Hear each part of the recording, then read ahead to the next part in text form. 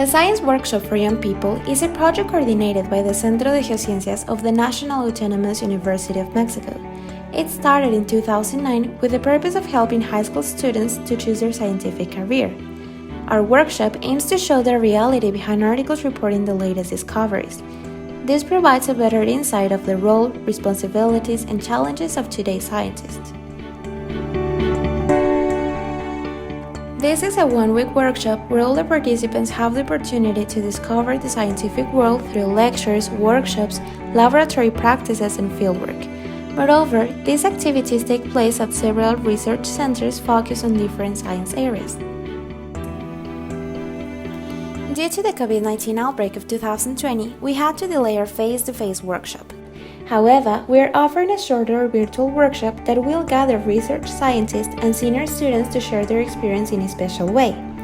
During 1 week, participants will have the opportunity to attend lectures, vocational guidance activities, experiment sessions, discussions, and many more.